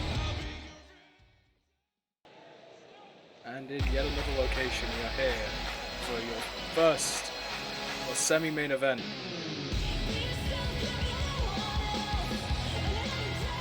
And this one is quite the event indeed. It's following the tie in the Iron Tables match last week. We have a last woman standing match to finally, hopefully, decide our first women champion of the season. And our first contender to crown, our first contender to compete for the title, by far our most mysterious member of the roster in Skye. Supposedly lives in a cabin in the woods somewhere. And that is about all we have managed to learn since our last outing. Yet she did get the first fall in the Iron Table match. The only other fall comes from a woman whose music seems to not want to play today. She's just not in the mood for music. All business. Nothing wrong with that. As our fill-in announcers watch on. I legitimately thought fake Byron Saxton was wearing cat ears for a second, and I'm honestly now just kind of disappointed. Fake Byron always wears cat ears. They just don't look like it. Yes, the unknown from the woods versus the biker from Blackpool. Here in And our last woman standing match. That is what I was going to just bring up. Indeed, the last woman standing match. No disqualifications, no countouts. You only win by being the last person to stand. The last person to be, well, up. If you can't stand up at a count of 10, you're done for. Yes, Marky Mark's going to have a lot of counting on his work cut out for him this time. And he could end up being anywhere. This match doesn't have to finish in the ring. It could happen backstage. It could happen on the announce table. It could even happen in the crowd. We just do not know. Match could go everywhere, or it could go nowhere. It's only one way to. The only way to win is to make your opponent not go anywhere. And Skye starts off with the early aggro. Focusing on the arm, taking a hammerlock, Terry. Getting an armbar of her own. He was starting with a very technical display from both of our competitors here. Seems like an odd choice, but you've got to think eventually all of those little aching, those aches and pains, they may play a factor later. You never know when a damaged arm earlier in the match can stop your opponent hitting a move later. See, I just like to think that it's a way to kind of feel up the opponent. It's a tried and trusted method. Feel out the opponent. Feel up the opponent as a different wrestling federation. I see. Yes, we don't want to promote the wrong federation here. Oh no, I'm fine promoting that kind of wrestling as well. Ah, fair enough. Either way, a quick armbar. Can't get the win on an armbar though. You can't, but the thing is, you can kind of kill off the offense. If you can damage the arm long enough, Marky Mark would be. The boots in the Skye bed. Apparently just didn't want Marky Mark to just start counting. Going to a big boot for all those big boots. For all those little boots. So far, pretty evenly split back and forth competition. And I don't blame either of these women for not letting Marky Mark out at this point. I think it is far too early to expect the Ayoen to stay down. Not to mention, it is Marky Mark. That is an aspect that you have to think about. There is the chance he has another seizure, or stroke, or aneurysm. Or seizure stroke. Or Sanya Stridism. Or starts disassociating aggressively. or he just melts in space-time. You know, it's Marky Mark. These things happen. The match, for the first time, starting on the outside. It may stay out there. Again, this match does not need to end in the ring. I wouldn't blame him for staying out. There's a lot of devious weapons just laying around there. You got big kick into the Mongol chops into the fireman's carry. Looks like he's going to use the apron. The second hardest part of the ring. Especially that side with the mechanical board. Indeed. As we've established, the hardest part of the ring is the ring post, followed very closely by the apron. Then followed by the ropes. Again, rope is sort of a misnomer. It is a steel cable, and as we speak, Knox looking for a school of hard knocks. Using the ropes to the advantage. And you gotta think now she's gonna let Marky Mark count. We're up to 2. Remember, count of 10 is required. Gaben must get up before the count of 10, or Terry is the champion.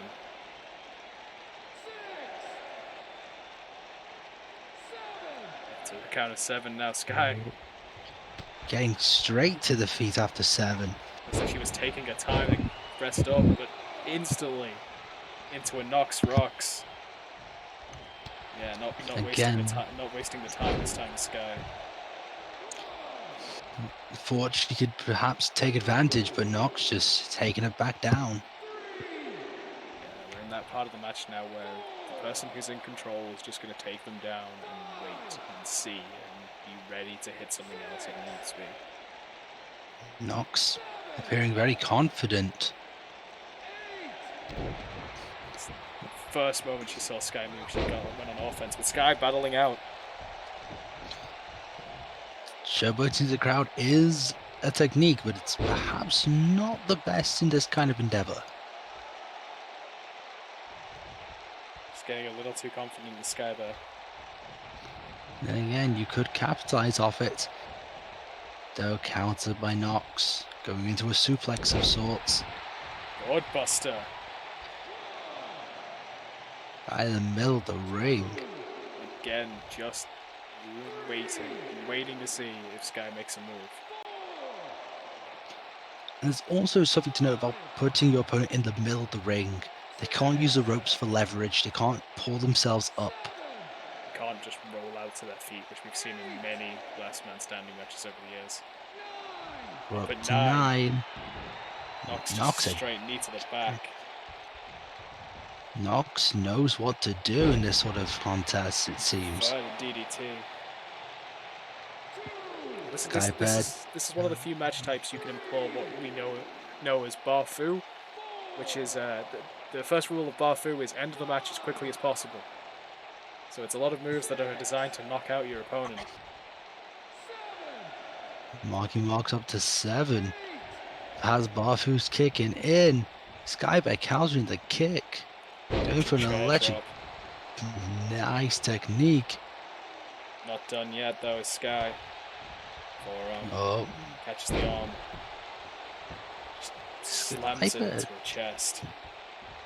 Bear's been mainly aiming at Knox's left arm. I'm not sure what the tactic is. Might just backfire. Should have gone for the head. Well, the legs, we know a lot of Knox's offense is heavily in the knees and kicks. As she just kindly demonstrated. That could be it. Could be looking at the end here. We're closing in. One more count. Terry and Knox. I want to say dominant showing there. That would be the right wording. Knox knew what she had to do. This isn't about showmanship. It's not about being flashy. It's about simply knocking the opponent down for 10. And that's what she effectively did and focused on for the entire contest. It's not very often you can applaud the Barfu tactics in wrestling, but if there is any time, apparently it is a last man standing match. I mean, it's probably the most credible time to do so. Knox. And her now she has won, she has decided to bring her music back. I think that was all part of a psychological thing there, just to make sure she was in the right mindset. How she didn't want any distractions. She's got her win. Now she's just here to celebrate. Your first champion for the season. It'll be interesting to see if Knox can hold on to the Thunderbolt Championship throughout the season, but for now she can celebrate and be quite relieved of her performance. I'm sure we will be looking to find a #1 contender for that title sooner rather than later.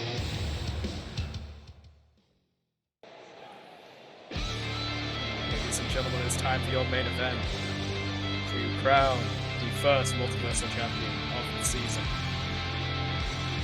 And we start with the winner of the Rumble match from episode 1. It's Big Dick Nick.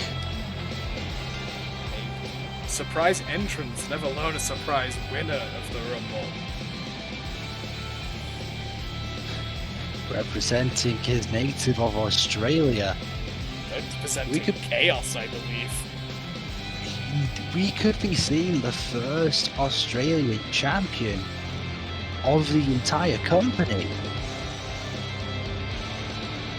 I think just this season. I don't remember previous seasons well enough to know whether or not that's true. I wasn't even here, but I'm pretty certain. Somehow.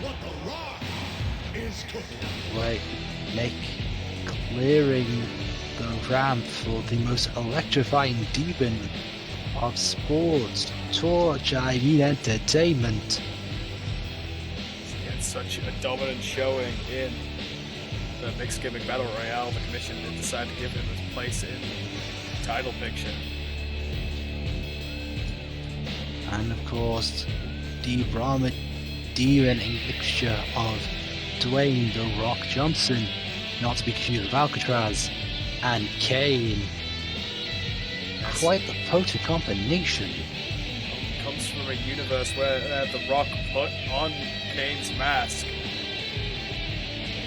similar to The Mask, where the mask gives the wielder power. It's not quite as reality breaking though. And in their first singles match, or at least their first non-Rumble appearance, Waluigi is a previous season's champion. Might have even gotten stripped of the championship between a set of seasons. And also the contestant with the highest amount of eliminations in the Rumble at 5 eliminations. He was also the last person eliminated, so you gotta think he's gonna have some beef with Nick going into this. True, but I feel as though Waluigi is always all business. Albeit his business is a bit, well, unusual, but he knows what he's doing. He seems to be a lot more relaxed though than he has been in previous seasons. He was a bit too serious and militarial in the previous season. He seems to have gone back to his roots, his old school nature. Well, if it works, who's to blame him?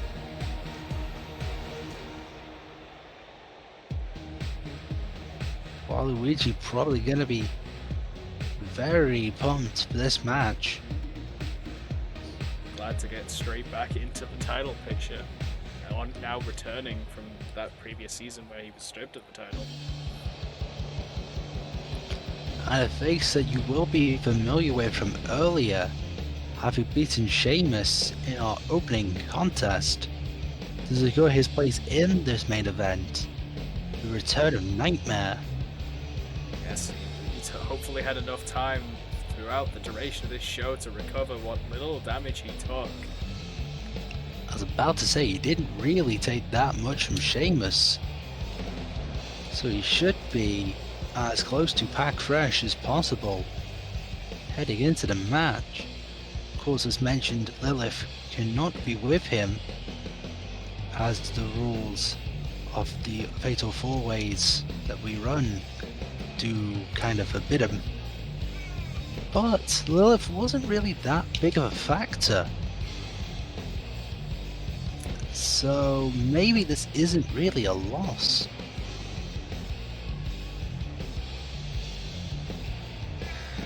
Then again, for very strong contestants, either way.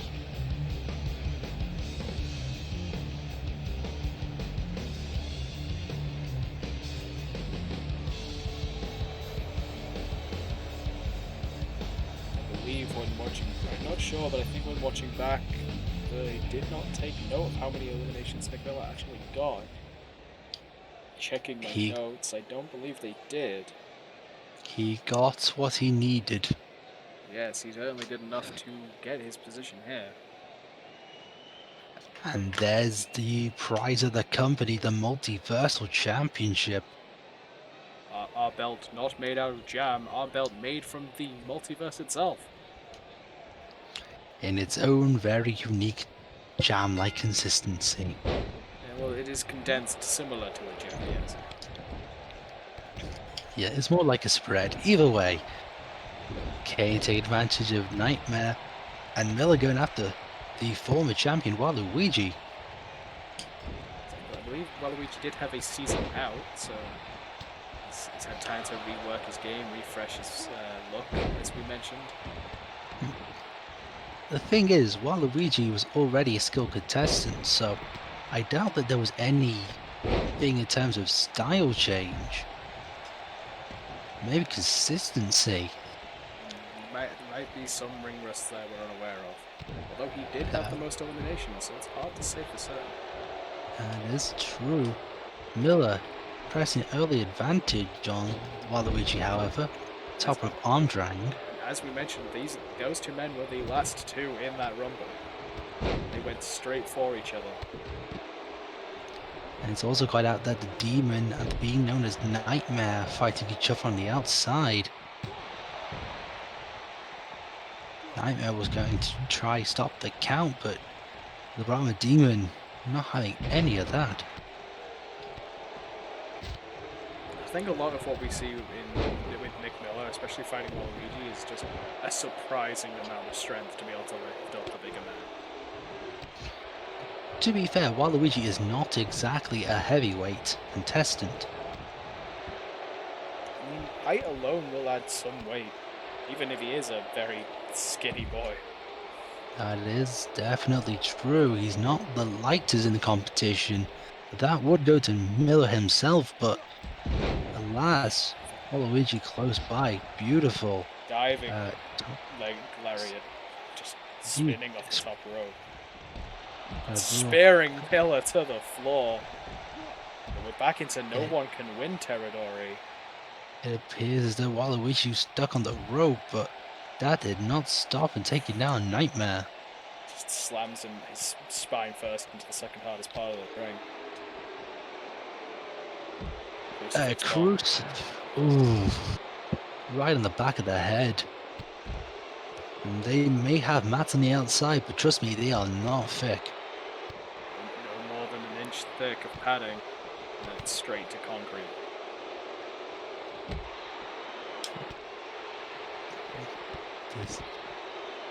We mentioned in the Fatal 5-Way match the essence of ring awareness you have to have in these matches, because again, it is one fall to a finish, it's not elimination. And in addition, you have to finish inside the ring, just like that 5-way match. As much as the and that's one thing we should mention. The gimmick battle royales were not only elimination, but they were false count anywhere. This match is not, but this doesn't seem like it's going to be a problem for the Demon, as everyone has to stop what they're doing to break up that pin. I think Miller also got a little bit of the shot onto Waluigi as well, showing quite the ability to just take advantage. The clothesline might have been from hell, as it was enough to take the Demon out of the match for now.